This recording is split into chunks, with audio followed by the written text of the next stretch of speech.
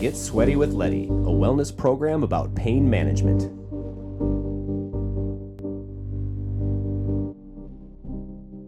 Hey everyone, I am incredibly grateful and honored to host our guest today. We've got the godfather of sauna in North America, Glenn Auerbach, who's also the founder of Sauna Times and the Sauna Talk Podcast. If you're a sauna enthusiast in Minnesota or anywhere else in the country, or even the world for that matter, I guarantee you've heard of Glenn Auerbach or at least been impacted by him in some way, shape, or form or another. So let's derobe, get down into our shorts, sit on this bench, and have an incredible conversation with the legend himself. We are fired up in this sauna right now, this glorious Excelsior sauna that this is actually where I met today's guest, Glenn Auerbach, and that was a great time. That was like a month ago or so. Yeah, sweating in here with Leaf, That's right. who we already had Leaf on as a guest as well. But no, this is a true pleasure because we've got the Saun Father here, the sauna godfather of North America, and probably the originator of podcasting inside a sauna. Is that right? I'll lay claim to that one. Yeah, lay claim Sure. to that. Because when I first started getting going here and telling people about what I wanted to do last spring, summer, a handful of people would be like, well, have you heard of Sauna Times? And I'm like, no, I haven't, but I need to remedy that. And that's exactly what I did. I started listening to a bunch of your episodes, and I was just enamored with the content you're putting out there and how you're bringing everybody together. And I would imagine you have countless stories of sauna. But with this program here today, I'd love to hear some of your perspective that you've gained from a pain management standpoint in sauna. Because You've traveled all over the world. Yeah. You've been in all kinds of saunas, seen all kinds of people. So tell me, Glenn. Yeah. Well, what brings you into pain?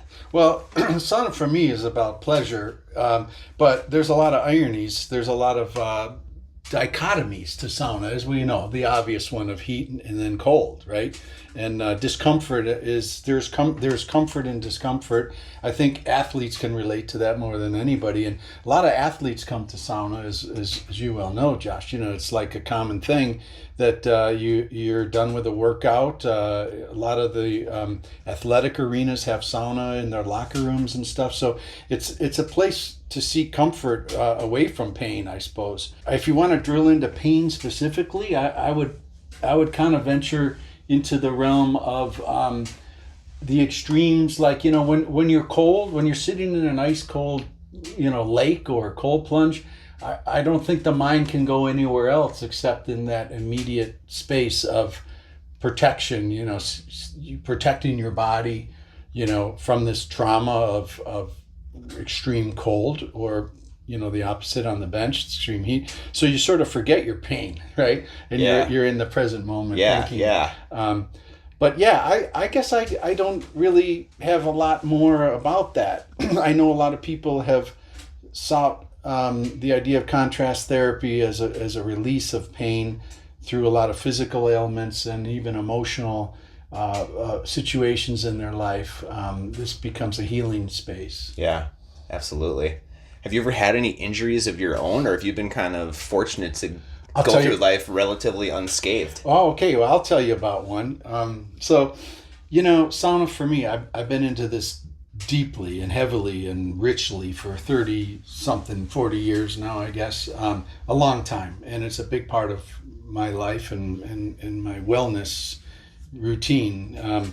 So I shared with my wife, I said, yeah, you know, I hope I die within 24 hours of my last sauna, because then I'll know I'll have lived a really rich life. Because the context of that was, you know, seeing how people end their life. You know, the sometimes it's a graceful exit off this earth, and sometimes it's a painful, long, miserable exit, you know, where they're tied up with tubes for an extended amount of time, and I don't want to go out that way. I hear you. You know, so that's where that little concept came from. But the universe played a great trick on me, because I had meniscus knee surgery and developed a blood clot off of that. And I didn't know I was suffering from a blood clot, but I was kind of feeling well enough to sauna in my backyard sauna. So I was taking a sauna and I just felt like shit. And I was misdiagnosed with pneumonia. which really sucked because they put me on antibiotics instead of blood thinners. Oh, man. Yeah, man, it sucked. So there I am between sauna rounds, and I'm like feeling as close to what death could feel like with a pulmonary embolism. And I looked up to the gods in the sky and I said, you know that line I had about I hope I die within 24 hours of my last sauna? I'd like to retract that statement.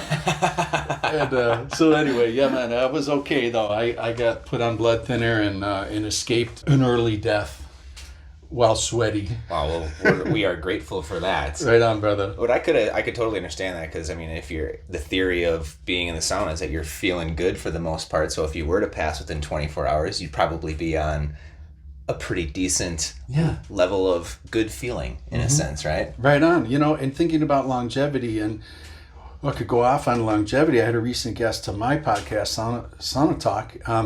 It was wonderful. John Savis has got a place, a boat ride away on this same lake, Lake Minnetonka, and wrote a really cool book about longevity and healthy living and wealth, and creating, you know, personal wealth through these small steps we can take in our lives to build equity in our finances, as well as build strength within our bodies and leading to longevity and stuff like that. So, you know, I think sauna and longevity are intertwined, of living well, living happy, living healthy, both physically and mentally, and finding mental respite and physical, you know, release.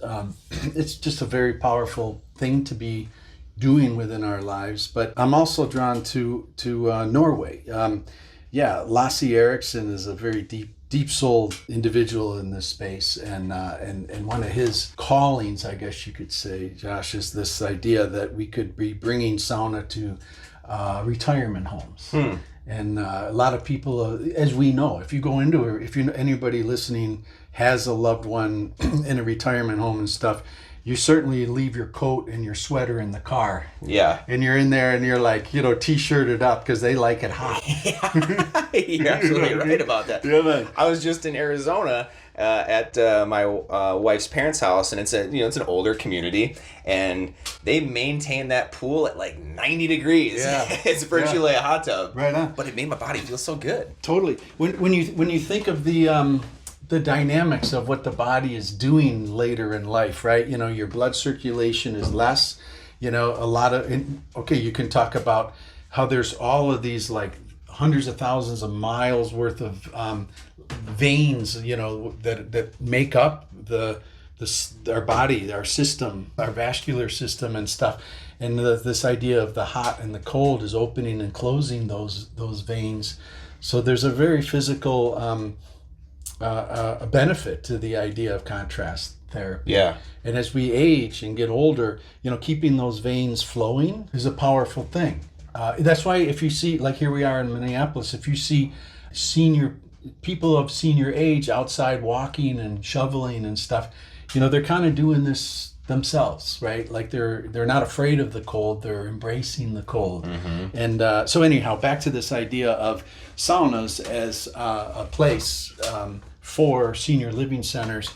I think it fits beautifully, and as this thing we do, sauna, becomes more accepted and popular, I think it will trickle. It has an opportunity to trickle into that environment and helping people as they age, physically as well as communally and socially and spiritually. Absolutely. I mean, especially, you know, as you're getting old, I love to use the analogy of a car, a vehicle. You know, as you're getting old, you're not functioning as properly, right? Your pipes might not be working the oil through or the gas through. Right on. So when you're using contrast therapy, you're turning those motors on and you're letting everything flow through where it might have been gummed up a little bit. Yeah. Right? It's almost like starting that lawnmower in spring. You know, you want to rev it hard and get that, open up the pistons. Mm-hmm. So I really do think that there is an interesting concept of, putting saunas in retirement homes. I feel like I should go down the street here to the Presbyterian homes and see if they just want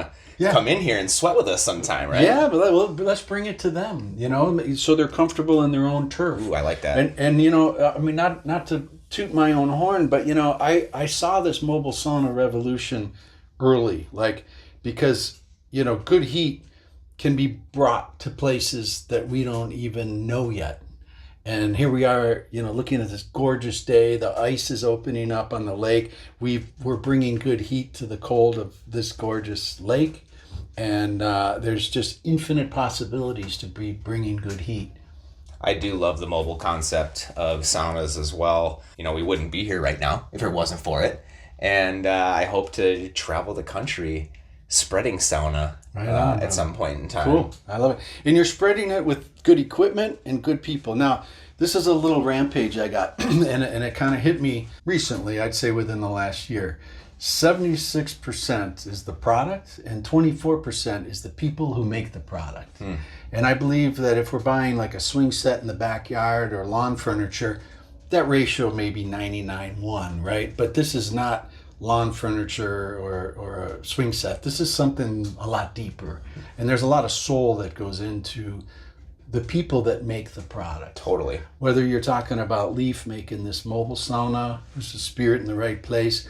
This Kuma stove, their spirit is in the right place. I mean, you got all 24% of the people that are making the 76. Yeah. And I'm going to wave that flag loud and high as things advance in my life in this space. No, I love that. Leaf is definitely an amazing human, and the fact that we can sit in this wonderfully crafted sauna from him, it does mean a lot, because I have been in a bunch of saunas, and this one does feel different. Every sauna has its own soul. And when you think about it as 76-24, these are funny numbers just to get you weird. I like them. You know what I mean? Yeah. It's but yeah, man, every sauna has its own soul, and it's up to us. Because look, sauna's becoming a big deal, right? If you got 100 people that say, I want a sauna, nobody's thinking the 24%. It's your job and my job to rant and rave about the 24, because we need to speak for those people. Yeah. Because it's a crowded space. And there's a lot of there's unfortunately there's some snakes in the grass, and instead of calling them out, we just want to celebrate the butterflies and highlight the best. Yes, absolutely. Especially highlight the wood-fired saunas. Am I right? Sure. Well, we could nerd out on that. You want to talk wood-fired? Yeah, let's do it. Ask me anything. All right. Well, I guess one of the common questions that people would ask is, why is wood-fired better than electric or infrared, right? Cool. Okay. Well, you want to talk about that on...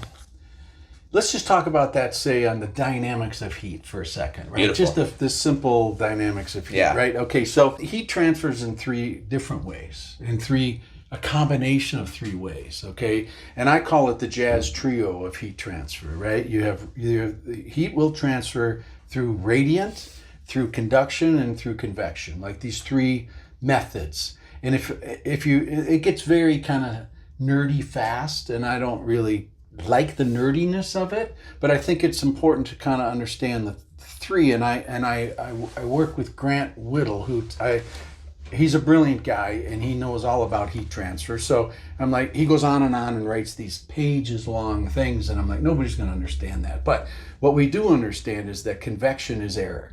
So I like to think of convection as a Minnesotan. When you wake up in the morning and it's like, my car's been sitting outside at 0 degrees. Well, the only way you get heat is through turning the heater on, and the heat's rolling through and your hands up and you're like, holy shit, my hands are cold. That's air movement, convection, right? Yep. Now, car designers have actually gotten kind of smart, because what they're doing is making heated seats. And so now we feel on our ass this direct heat transfer of conduction. Okay, so as it relates to sauna, convection is the ventilation and the air movement. And then that's a misnomer, because your thermometer could say 180. Well, what it's measuring is the air temperature. Mm-hmm. But there's something deeper going on here. Now, the second level, as we talked about, there is conduction, direct heat transfer from the flame of the fire in the firebox to the rocks themselves. Conductive heat transfer. Okay, now this other one is radiant, right? And radiant is awesome. Like, this stove produces fantastic multi-directional radiant heat. Now, there are those slanderers that say radiant is bad. No, radiant is great. Radiant is that wonderful feeling when you're, say it's late afternoon and you're down in Arizona and the air is getting cold. Yeah. But you walk by a building and you're like, holy shit, it feels wonderful because the sun has been baking on there. What you're feeling is that reflected, that radiant, right? Mm-hmm. That's like, wow. And so when we heat our hot room, right, with good insulation, thick benches, that radiant, close your eyes and imagine an infinite number of arrows of heat energy warming your core. Mm-hmm.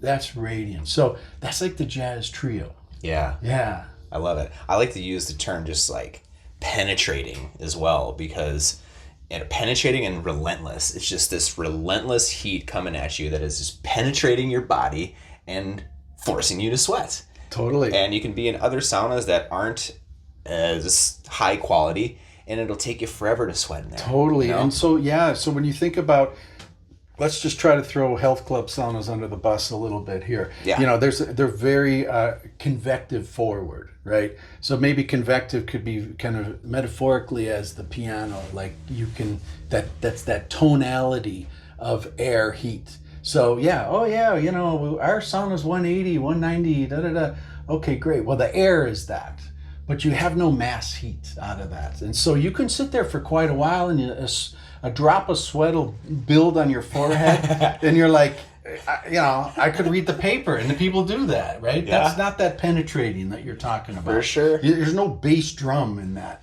you know? Yeah. When I first started sauna, it was a health club. It was actually the Lifetime in Plymouth, which I do still appreciate that sauna because it got me into it, right? Right on, man. Good. But I can read a paper in there, no problem. And that's how I got started with getting my habit of reading the paper every single day. Yeah. But when I'm in, this sauna or something similar like it, it's an art form to try to read that paper without, dripping all over it. So there's something else in play, right? So you got the piano playing, you got the bass drum, like, hitting you hard, like call it the radiant, right in your bones, and then the bass, the conduction of heat, that when you throw water, like you're getting a different kind of steam than throwing water on rocks that are heated by elements. It's like throwing water on your toaster oven. Yeah. It's going to give you that scorchy, I got to get out of here kind of a steam. And it's almost cooling down at that there's point, nothing right? on the back end. Yeah. Yeah, I was thinking about a post on Sauna Times. It's in draft mode right now. The steam hits you, then what? And that's the differentiator. Totally. Then what? Yeah. And I'm glad that we got this, Leaf calls it the sauna bong. Yeah, man, the steam can. Yeah, we should have another bong for afterwards. But sure, we'll get on that. Yeah, but the sauna bong is nice because it just slowly disperses the water. Yeah. And you get this wonderful steam that is very consistent, not overpowering, overwhelming, and almost welcoming in a sense. If you think about heat, taking the analogy further of like sound, through the jazz trio of heat transfer, right? Like the singer is the steam, and you're presenting what you're explaining here is spot on. It's like the mix of the vocal is right in with the instruments, and it just delivers so clean and beautifully. Yeah, and it just accentuates the three methods of heat transfer. Air, direct, and then radiant throughout. I love it. Well, speaking of heat, let's throw some logs on this fire and get this thing really cranking. Yeah, man, I like this style. You want to get down there and I'll keep talking, or what do we do? Well, we usually just take a break, but... No break. We're going to make it easy on the editor. So you ask about the difference between wood-fired and electric, right? Okay, so there are those on a very surface level will say, hey, man, as long as your heat source heats rocks, that's all that matters. Yep. Well, I think we kind of just dispelled that myth a little bit here by talking about the jazz trio of heat transfer, right? But now if you get into the spiritual nature of what Josh just did, is throwing wood on a fire, like this is a primal thing, man. We as humans have been on this earth for what, 10,000 years? Yeah. We've harnessed fire. Fire is something that is in our DNA, that when we look at flame, it brings us comfort and grounds us. Yeah. So the idea of an organic heat source within a small room, there's something deeper than what meets the eye. If you want to take it onto a, kind of like a more scientific level, they talk about negative ions, and that, these electric coils that create heat deliver what's called positive ions, whereas waterfalls, flame. At the lake, I always describe, I love Lake Minnetonka because I have I'm just surrounded by positive ions of water. Negative ions. Negative ions, my bad. No, all good. Positive ions get you a little freaky. Negative ions get you chill. And by creating this heater, the stove, that allows for air movement. No other, all these Finnish stoves and Estonian stoves, they burn hot and they burn fast. Do you follow me? Yeah. This one burns in what's called a controlled burn. And that's how you get gasification, is through controlling the amount of oxygen in the burn chamber. Am I driving you crazy? No, I love it, Glenn. This is the best. Now I get to truly operate a wood-fired sauna. Look at that. Now this one's just a little long. Look at that. Perfect. Wow. Right. Look at that. Yeah, that is Dead nice. soldiers. That is a nice burn. I like the dead soldiers. It's a terrible one. We need a better one. Well, now that you properly showed me how to keep this Kuma stove at ideal, firing capacity, I'm so grateful for that. The dead soldier technique. The dead soldier technique. Yeah. Hey, anyone listening, we need a better metaphor. Yes, we do. The idea of loading wood in a firebox here, the way this stove is designed, there's so much behind the engineering and design and function of a Kuma. It's a beautiful piece of art. It's a beautiful machine. And so part of the dynamic of it is what's called a controlled burn. So there is a carburetor or damper within the within the stove itself, that controls the burn rate of the fire. And so when you control oxygen, fire needs oxygen to burn. So it's a magic show of how Daryl engineered the burn rate in the Kuma. And when you control the burn rate, the heat stays in the room, in the firebox, directly. We talked about it before. This direct conductive heat transfer into the rocks. It's powerful. And so it takes less wood. There's less smoke up the chimney. And so you have this really efficient burn technique. So we talk about, Daryl's taught me all this stuff. 70% of the fuel in a stick of firewood isn't in the wood itself, but it's in the gases that get emitted through combustion. So being able to harness that energy, that 70%, creates like really great heat and efficient burn. And this idea of methane is blue flame, carbon is white flame, and you get this beautiful dancing flame that happens through the wood as the combustion happens through the movement of flame through the wood. And so we want to do that through adding the wood, loading the firebox with the logs in parallel, so that there's inner dancing of the flame. I like that. And it looks cool too. What I was doing earlier is I was crisscrossing them because that's how I felt I was able to get the woods in there and create enough space for, air to burn. So it's not just wood sitting on top of each other, but this is nice. Josh, in defense to what you're all about, is you're used to sitting outside at a campfire. Yeah. And you want to have oxygen in there. But the oxygen is created through the technology of this machine, this burn chamber. So we kind of reprogram a little bit about how we load wood in a Kuma. Nice. I love it. Well, thank you for that lesson there. Sure. Can't wait to light this thing many. up. That could be one of many. I'm pretty sure it's going to be one of many. Yeah. I've been using this story. Now I'll tell you the Kuma origin story if you want to hear it. Yeah, lay it on me. So it was. So I was a college student. It was 1985, 84, 85, somewhere in there. That summer of that, I was a formidable summer in my life. I was hitchhiking with an American friend of mine all over Europe and stuff, and we landed. We got on a ferry that takes out of Stockholm, that takes you to the islands between Finland and Sweden in the archipelago. Very gorgeous areas. And it is, as luck would have it, it happened to be a very rainy summer. I think we saw the sun maybe 3 days, in the whole summer. But we landed a job on an island in the Baltic archipelago rebuilding a cabin, a house. And it was Tomei and Gunnar and John, American friend, and myself. And we would work, and it was the land of the midnight sun. We'd work till 7, 8 o'clock at night. And we'd hop in Tomei's boat, and we'd go to his other uncle's island where we would fire up the wood-burning sauna. And we would peel potatoes, and we would have fresh flounder and perch right from the Baltic. And we would sauna and jump in the cold water, and I'm like, fucking hey man, this will always be a part of my life. Yeah. You know?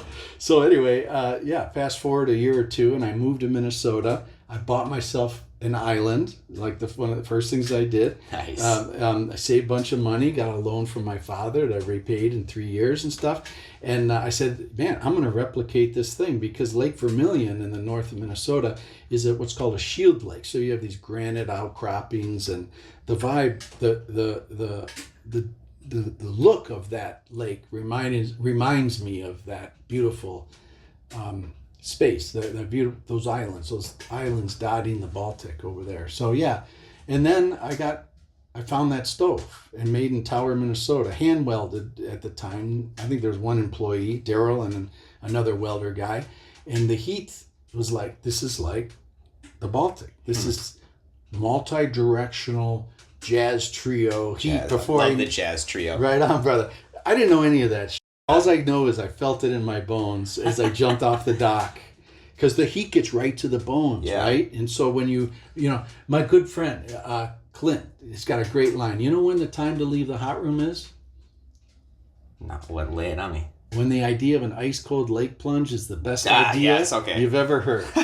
Until then, you're not ready. Yeah. Right? Yeah. So that's a mind space thing, right? And so anyway, we will experience this. We will leave this hot room soon, when the idea of this ice cold lake plunge is the best idea we've ever heard. Yep. Yeah. And it is an unbelievable feeling when you get to that point. Sometimes you'll sit in the sauna and you're like, there's no way I'm going to go in there today. And then all of a sudden you reach the point of no return, and that's the only thing you want. Yeah, I guess, could we bring pain into the mix, or somehow athletic performance or something like that? Like a lot of people come to sauna that are into high performance, Yep. And they seek, if you want to riff on that and draw the analogy, you see where I'm going? I mean, it's like if you are a performer, you like say I'm going to work out and I'm going to train, it's hard at the beginning, maybe mentally, but then once you get into the groove, you can do anything. Yeah. And I guess, when you're sitting in a sauna, once you get in here, once you start sweating, once you get into the energy that is being in the sauna, you do get a little looser. You get a little bit more, all right, I want to go do this now. Maybe I do want to go a cold plunge. Maybe I do want to come back in here and sit for a while. You're jump-starting those endorphins that motivate you to be better. Could it be that a lot of athletes kind of pursue their craft because of that nirvana, that feeling of flow state, and just otherworldliness they get? Would be it on the football field or on the ice? It's like they're touching the spirit. Well, the flow state is the ultimate goal. I know that was a big reason why I played, because when you are just in that flow, you're untouchable, right? Yeah. And you're not even thinking. You are just doing everything that you can do, and at the top of your level. Beautiful. It's magical. You know what I mean? Good. Yeah, it's good. Yeah, man. Okay, what else? What else is on your mind? Well, just what I'm trying to do here with, this program and bringing people into the sauna world, I feel is so minuscule compared to what you have done. So I'm just more or less really appreciating the fact that we're sharing this time together here in this program's infancy, talking about what sauna means to you, what sauna is in a sense, because we've learned so much about sauna today. And I am just so excited about the prospects of where our relationship is going to go. Cool. Right on. And what you and I could potentially do. I love it. Together. I like that. Well, I love that Native American proverb, if you want to go fast, go alone. If you want to go far, go together. Yeah. And this has been one I've had to really kind of process within myself, because I've created some things, I've given freely, unconditionally, and then it's easy for people to run with that and then have a little bit of amnesia about the source. And maybe I could have been better over my time of developing contracts and clear understanding of ownership of ideas and products and things. But fundamentally, it's like, I've been a career guy. Like I worked for Nestle for 20 years, and I was a corporate foot soldier out there with no direct reports. And my boss in Phoenix, Arizona, while I'm in Minneapolis, and we bought an island on Lake Vermilion and sauna, and I got to really enjoy life without employees in my life. That was and I know a lot of people like building teams and building companies, and you can't do that alone. You need employees, you need collaborators, stuff like that. So, I don't ever feel like I wanted my cake and eat it too. But what I've learned is at this age is that working with good people is invaluable. It allows us to go far together. And the rewards of that, like I had another epiphany just recently, Josh, about the V formation of geese. And we're in a migration state now. And I think about this now quite a bit. You don't see geese flying alone. It's impossible. They can't get from A to B on their own. And they're not always the lead goose. The moment you look up there and you see that lead goose, say his name's Fred, well, the guy third back says, "Fred, man, you need a break?" "Yeah, man, yeah." And then Fred goes to the back and gets all of that draft from the team. From the team. And I want to do more of that. I want to do, at this stage in my life, I don't need to be going fast alone. I like to support others, like good people. Yeah. I want to have this V formation. In the space of sauna, very specifically, I'm building a formation of geese. I love it. Well, it's like coming from or being a part of the brewery world, which is already so collaborative, and I just feel it's only natural that I try to take that collaborative concept and really enhance it in the sauna world. And I feel like over the last 2 years, since I've started to dabble my toes into the sauna world, there's some people that are all about it, some people that are confused about it, but each day these relationships are getting stronger, and I'm finding more people within the sauna world who are working together. And the fact that Minnesota is just the epicenter of how we are defining North American sauna culture is so exciting. And yeah, I mean, it comes with some responsibility, right? Like, we don't want to be pedantic. We don't want to be, this is the right way. Unfortunately, there's a lot of social media chatter about the Finns are great and America's saunas suck. Well, I hate to have to pick a side here, but if being forced to do that, I will defend what we do in our state of Minnesota specifically. This isn't just some new idea, especially as you go up to 218. The north of Minnesota is dotted with saunas that have been around for 100 years. Yeah. And again, a nod to Kuma. I mean, this is a fourth generation sauna stove maker. And this isn't just, a grandfather who's welded some shit together and said, let's sell it as a sauna stove. They the family, the legacy, Herbert Lampa and his son Daryl have spent countless hours in a cold ass garage harnessing the energy of wood, and that's to be rewarded and applauded and celebrated and supported. Mm-hmm. And anybody in Minnesota that builds saunas that doesn't recognize and use Akuma, they're not in the geese program. Right. They ain't flying in my formation. Right. Go fly your own geese with your own values. Yeah. And now you got me on a rampage. See, the thing about the business of sauna stoves, okay, it's 1, 2, 4. It costs $1 to make something, and they need to make money over there in the Baltic. So they sell it for $2, and it gets sold for $4 through resellers. Yep. So you're buying something that costs 50 cents to make, and 50 cents of material. Right. Now it's $1. They make $1, and then the poor Fred just escalating has to spend $4 for it. Well, you can go direct, and you can buy something a lot better than $4 for $3. I like it. Yeah. And I feel like those options are going to become more accessible too.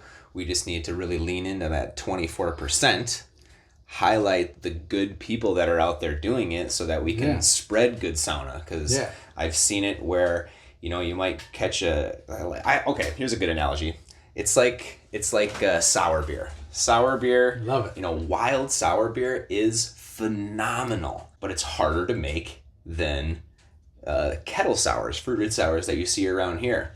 And if you go around to the country, you know, California, Asheville, North Carolina, up in the Northwest, you're going to see a significant amount of wild sours available. Yeah. But around here, somehow there was a shortcut that was created, and fruited sours, kettle sours are everywhere and replicated, and they're so much everywhere that you don't see any wild sours because they take time to produce, and people don't have time to wait. They just want it now. Love it.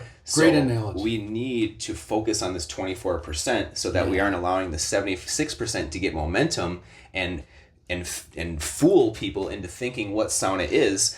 So then they're experiencing a subpar sauna experience, and then they don't like it, and now bingo, hard to get them back. Totally well framed. I love the analogy. Yeah, man, we want to have good sours, so people like sours. Yeah.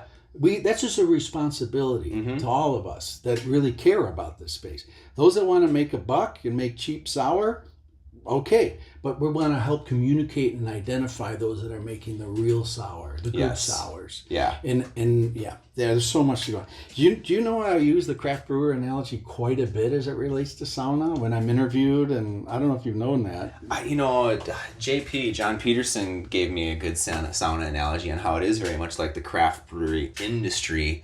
But I would love to hear your perspective on it. Well, there's so many parallels, and this is what's going to be great as we are off mic, you know, and hanging out, having a good sour or whatever libation we're in the mood for. Yep. This is the beginning for you and I. Yeah. Because I want to learn from you. I've been looking for a guy like you. I've been looking for someone like myself, like beer talk, like somebody who's really into the space and has been for 30 years to see the evolution of the craft brewing industry and how the craft brewing industry deals with snakes in the grass, deals with shitty ass sour as opposed to the real sour. You know, how does a more developed industry handle those scenarios? How do they celebrate the good? How do craft brewers that are like-minded suss each other out? You know, how do you guys figure out who's good to collaborate with, who to stay away from, who to mutually support in an industry now that is much more, I don't want to use the word saturated, developed, mature, you know. So I think we as sauna people have a lot we can learn from you, Josh. Definitely. Your knowledge of, and you know, the other part of the analogy I love too is the creativity.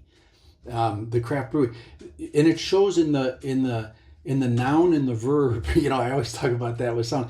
The verb meaning, bear with me, it's not the verb meaning what you're drinking is let's go drink, let's go have, you know, the process of doing it, of consuming is a verb, but the place you go is the noun. The product that's made is a noun. Mm-hmm. How the noun drives the verb, and sometimes the verb drives the noun. Sometimes people come to Back Channel Brewing because they want the community, the vibe, the spirit of the place. Yeah, exactly. Very analogous. Mm-hmm. Yeah, and if you're not hitting on multiple levels, then you're only providing one track of maybe the 3 or 4 that you need to be providing. That's when you're going to lose people, and we don't want to lose people. Yeah. And there's a lot of, I don't want to call them imposters, but people that think sauna is a sauna. You know, it's the same people that thought, hey, a beer is a beer. Just because I can make it, it's got alcohol, it means it's good. Mm-hmm. No, there is a necessary process to produce a good, clean, consistent beer, and then you need to match it with a high-quality environment, a high-quality community presentation. So say you're attending a craft brewer convention and you're hanging out, having a beer with a few like-minded people. In the subject were to be brought up is, hey, one participant says, we're only as good as our weakest link.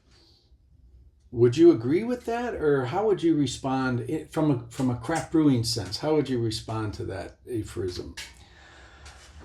Oof, if it's a new person, right, coming in to experience craft beer, that sentiment could be true, right? Because they might go in and just try something. There might be 10 breweries right in a row. They try the one that has no line in it, and they think that that's just accessible. But hey, there's probably a reason why they don't have a line, And then they try that as their first experience, and then they're out, they're gone, right? So, we as back channel try to be good stewards by just producing good beer, by remaining, involved in every aspect of our business, from events, from the community, from just trying to be leaders in our industry. And we just try to be lead example. Exactly. That's what you have to do. Mm-hmm. You can't talk down on others. So back to this one, then you would say then that the weak link will fall off eventually, and then the chain will strengthen. And that's exactly what's happening right now. Interesting. Mm-hmm. Cool. We're seeing breweries fold from one reason or another. It could be the quality of their beer. It could be their location isn't ideal. Just because you mm-hmm. can make a beer in a space doesn't mean it's the right place to make it. Like if we had this sauna at a junkyard, it wouldn't be as appealing, right? Well, I would say, yeah. If it was in Southdale Mall, then I agree with you. Can you throw some water, or is that off? Oh yeah, we can throw some water. Get some going on here. Yeah, man. So I'm gonna challenge you. Okay, Lolu, steam. The thing we're gonna do right now, we're throwing water on the rocks, right? And I love this line of no Lolu, no sauna, right? Like, by definition, instead of throwing infrared under the bus, saying, just say, well, where do you throw the water in infrared, right? Well, you can't, right? There's no rocks and there's no steam. So very simply, infrared is not a sauna. Infrared is a heat therapy room, or, it's an infrared cabin. It's a place you go. It's like a microwave too, in a sense, right? Sure. And we could criticize or say it's inferior to what we're doing right now. But it's a point of delineation, right? Like, heat, steam, ventilation, the holy trinity of good sauna. And we're creating some steam. And that's a point of differentiation between sauna and other forms of heat therapy. Yep. Okay. Yep. Let's draw that over to craft brewing. Yeah. And I'm going to throw a wild card at you. When I lived in London in the early 1980s, real ale was much to your sour a point. You're talking about good sour, real sour, right? Real ale was losing its definition. Now, ale in the traditional from what I know, and you're a brewer guy, I don't mean to glad state, whatever. Okay, it had ale by definition is no carbonation. It's in a cask down in the basement and kept cool, but not cold, like Brits like their beer. And then you hand pump it. So they found a cheap way to make ale through carbonation, where it's very expensive to maintain the hand pump. So the connoisseurs of good beer, of real ale, got pissed, and they said, like, the consolidation in these smaller pubs were getting bought out by the macro brewers. Yep. And they were putting ale on their bottles and ale on their tap that was just no different than other forms of beer. So the Real Ale campaign was formed, and it's done a great job. And I think about that, and I joke about a real sauna campaign. Yeah. And how to claim back this word, and the way that it's done, much like hand cast pump stuff, is steam. Like, real sauna campaign can you make steam? Yeah, you're a sauna. What do you think? I think that's I love that. The concept of real sauna. Another time, like, people will ask me, they go, well, what do you think of, I don't want to use the type of sauna, but what do you think of this? And I'm like, well, you don't have the ability to sit above the heat source. So your body is not fully warm in that sense. That's not true sauna. Yeah. If we start with steam, we're getting somewhere, right? Just like if you start with hand pumping to get beer into a glass, you got real ale. If you say, okay, I'm in a room, I can throw water and make steam, I'm in a sauna. Yeah. Just a thought. Simple as that. I'm going to throw in more. Yeah, let's do it. Ask away. Or fire away. It's good to talk. It's good to hang out.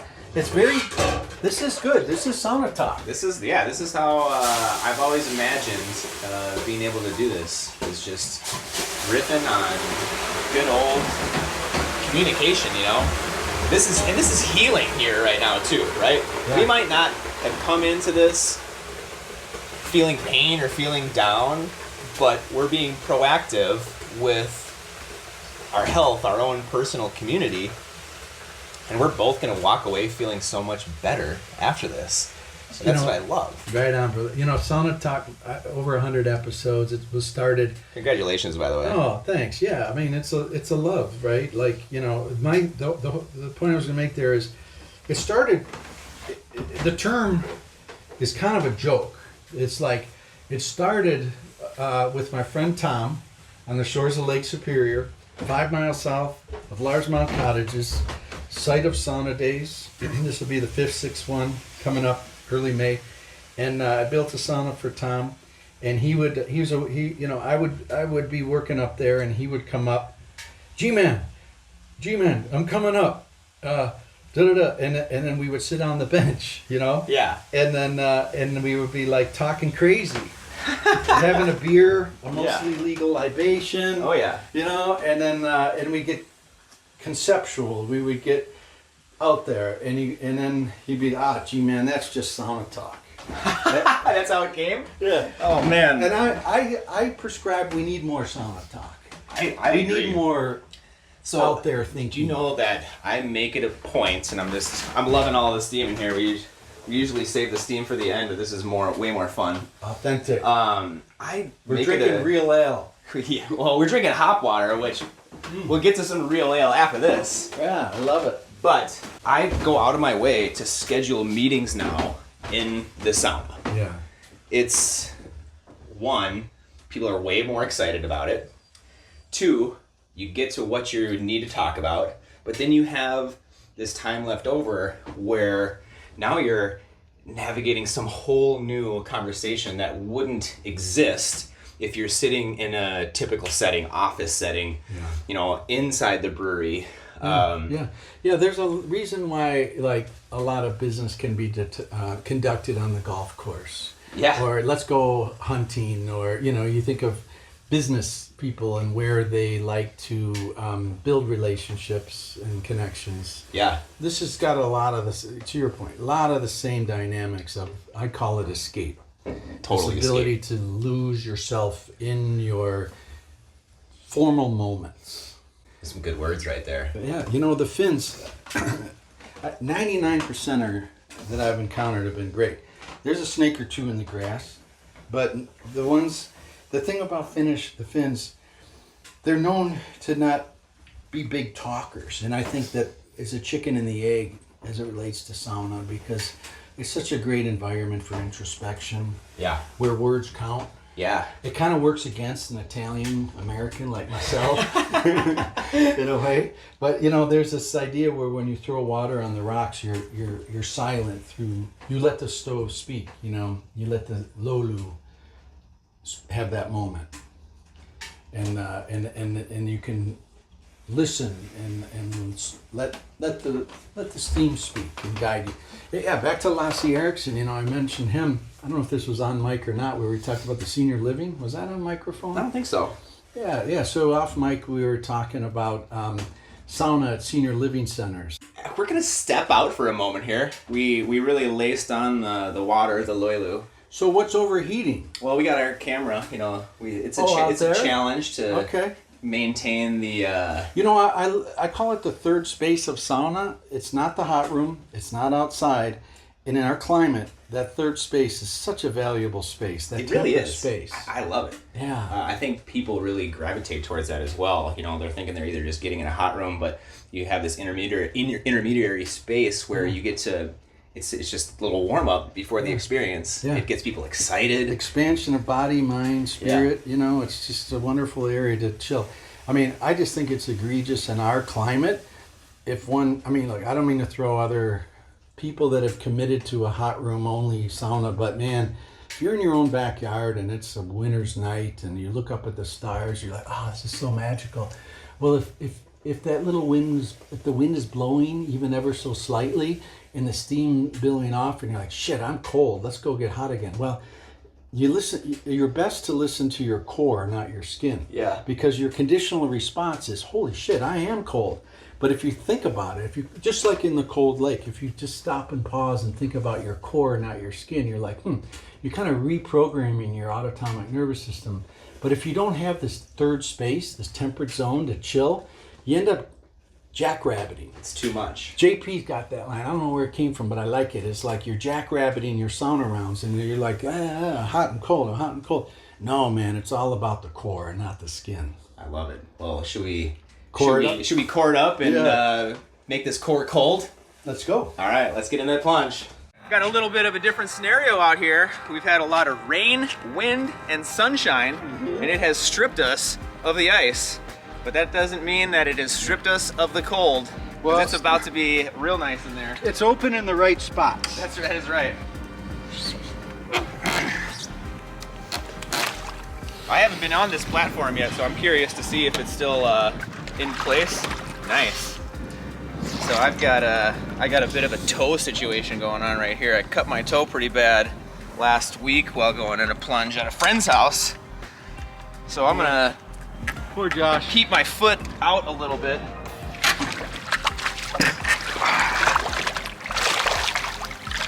Smart. There we go. Oh, I like this though because you can swim around. You're not battling ice. Yeah, not battling ice. Battling nice. Oh, this feels good. Hard to keep that toe, but oh man, this platform is next level now with the ability to move. And the ladder, yeah. Oh man, magic. Oh. How do you feel, Glenn? I love it. That was nice. Yeah. Where my mind goes is I'm not thinking about that moment. I'm thinking about this moment. This moment right here, when you're totally refreshed, everything has essentially just been flushed out. That's it. And Mind, body. you don't have pain in this moment. This is where that contrast therapy just is that true healing power. It's sort of as that sip of that sour beer or any good beer, right? Yeah. Right, going down is good, but the finish, how it finishes. How you can appreciate that moment right afterwards. Yeah. Well, we talk about listening to the core, not the skin. And that's reprogramming, right? Because you have this conditional response. If you touch your hand on the hot stove, you're going to recoil. But what we want to be thinking about is not that. Like when there's not this, you want to be thinking about the reward of that, the investment and then the reward.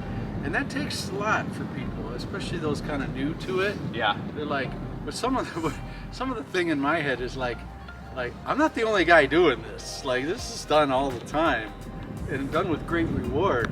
Totally. So I put myself in but I do I am a big fan of benefiting from the clean rinse after every sauna round. Yeah, I love being able to go in the lake as opposed to a tub or a tub of ice or anything. There's always going to be just a sheen of something else in there. Yeah. Even though it's clean and maintained. Well, but this is just nature. The purifying waters of Lake Minnetonka. Totally, right? brother. Yes, exactly. We have it here. Yeah, I mean it's nature, right? And a cold plunge, in a parking lot is an attempt to replicate what we just had. But to your point, I don't go in those. I'm not like a germaphobe by nature. I'm a sweatophobe. How do you filter sweat? Yeah, that's a good point. I guess you just heat it up and let it burn out in the sauna, right? I remember I went with my dad. I must have been 17 or whatever, and he'd like to go to the community center and he'd like to sit in the hot tub there. And I joined him, and I think that was the last time I ever went in a hot tub. I remember I must have been 17. But there was this very heavy set guy just hanging out in the hot tub, and sweat was just running. And I'm like, that's not the only part of his body that's sweating right now. Yeah, right. That's the part I see. Yeah. Yeah. Oh man. Well, should we head back up in that glorious sauna? Yeah, that's the other thing is we talked about the third space. I think the third space is calling us. This third space, yes. Where we can hang just outside of the hot room, away from the wind, and kind of be in that moment. Let's go do it. Let's third space it up. Right on.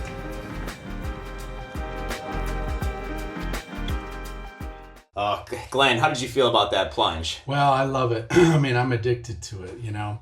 I say good heat knows no borders, and that feeling that you get as we walk down the dock after the cold plunge is so familiar to me, you know. It's it could be any lake anywhere in the world, literally. Good heat knows no borders, and that consistency, like that cold, clear water, it's transformative no matter where you live or where you do it. Yeah. Oh, I'm glad that you enjoyed it, and it was pretty spectacular. We had that bluebird day, the sun on us, little breeze kissing our skin, but not affecting us too much. Right. Coming back in the third space and now in the hot space. Yeah. Oh. Yeah, it's a reward. Yeah, it is a reward. And you sure know a lot about this hot space. You're doing so much in the sauna world. I touched on a few things at the very beginning of the episode, but please share with all of us like what you've got going on in the sauna world, Glenn. Well, I think in life what I got going on. Well, first of all, I cannot use the S word in the company of my wife. I shut it off, right? And I do a good job of that. You know, she's so patient and so wonderful. She knows my commitment in my love of sauna, and yet I try to maintain some balance so that dinner conversation can be of other things in life. And I think that's good for all of us. We all, as artists, you know, whatever our art is, it's nice to put down the paintbrush and just be human and be a good husband or, you know, spouse, wife, father, mother, you know, whatever role we take on beyond our love and passion or you know, profession. Yeah, I mean, that's what I've enjoyed for decades as it relates to sauna. I call it the barbell strategy. It's Nissan Taleb wrote a book called Anti-Fragile, and it's a metaphor of financial markets and investments and how you can be highly conservative on one side and then very speculative on the other side with your investments. And that way, when markets disrupt, it's a benefit, right? Like you lose little on the conservative, but you make long-term bets on the speculative, and you welcome disruption and market disruption. But wow, what a great metaphor for living, right? Where you have your day job or you have your vocation, and then you pursue other things that give you great meaning and value without dollar signs in your eyes to monetize. Like, I don't know. I don't think life is all about monetizing, and sometimes we, especially in America, we're known to be capitalistic, and you know we attach money value to, in my view, too many things, too much, especially something so meaningful and soulful as this space that I love, sauna. And I've seen this. I've seen people get tripped up with the monetization, especially as it becomes more popular. You know, they get dollar signs in their eyes, and I think that comes at a price. At least it would for me, or does for me. And I've had to clip myself in the wings a bit, which is a great metaphor for where I sit today about that. And it's a new metaphor. I mean, you know, I'll get off the barbell metaphor and talk about this spiritual moment I had between rounds at Keegan's Sauna. Keegan is co-owner of Deep Wave Sauna out in Buffalo, Minnesota. Very soulful dude. Nice. I call him the ventilation whisperer. He knows more about ventilation than I'm not going to compare. He's a ventilation whisperer. He's the guy. Yeah, I love him for it. You know, like he puts a lot of heart and soul into air movement and how the holy trinity of good sauna, heat, steam, ventilation. Ventilation is the secret one. It's the silent one. It's the one that... It's the breath of this space. And anyway, so there I am. I'm sitting between rounds, And he lives on this lake, this recreational, what do they call it? A natural lake without boats and stuff, but a shit ton of birds. Yep. And I'm seeing these geese in formation, and I'm looking up and I'm like, wow, man, I'm feeling that. I'm feeling a V formation. And as things kind of resettle in my life away from a barbell, I'm quasi-retired from the food industry, which I have been in my whole career.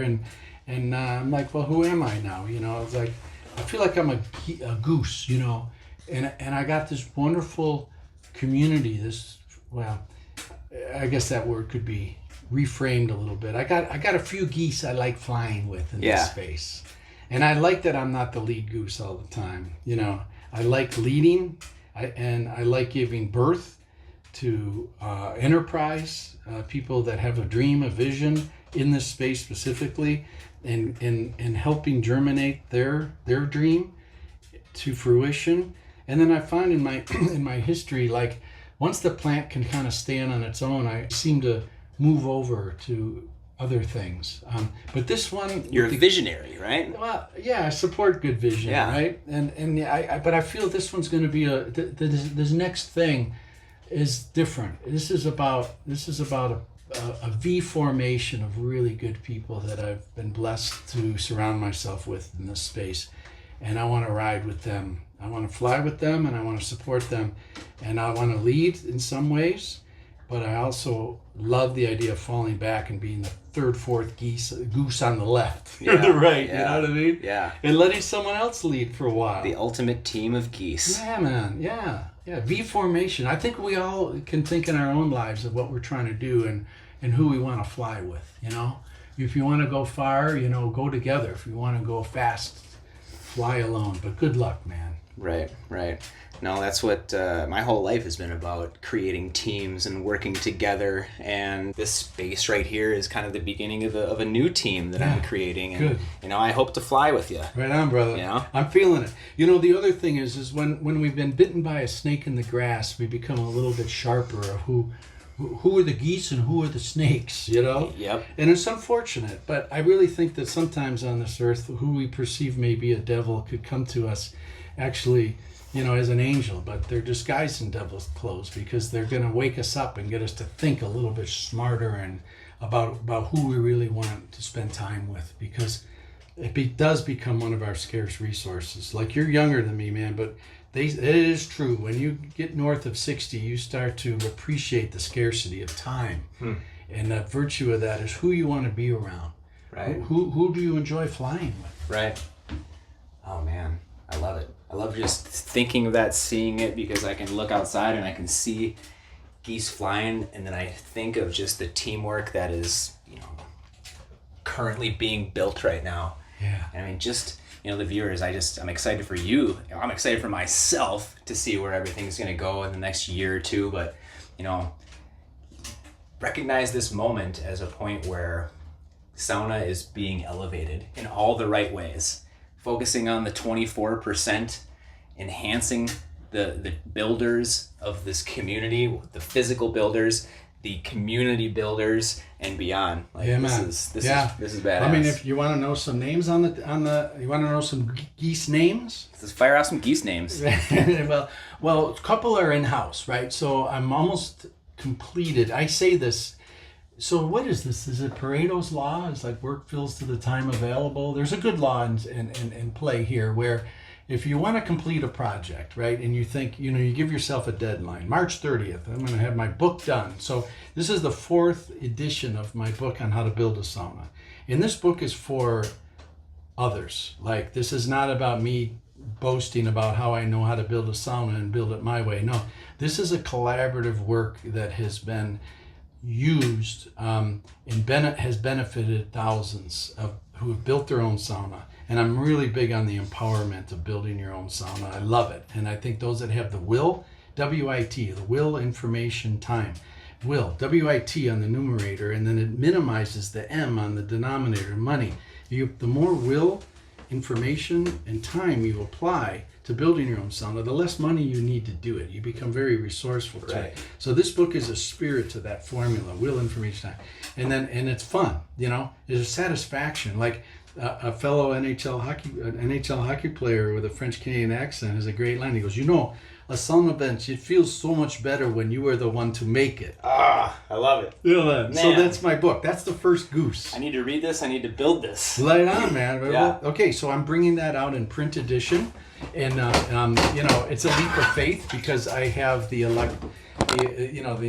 ebook version. And the thing about an ebook, it's a get out of jail card because I could change it at any time. But once you commit to print, you own that. Like, you own that content. So I want it right. So it's moving. The finish line is moving, but I will soon have my print edition of my book, which I'm very proud and pleased to share with those interested in building their own sauna.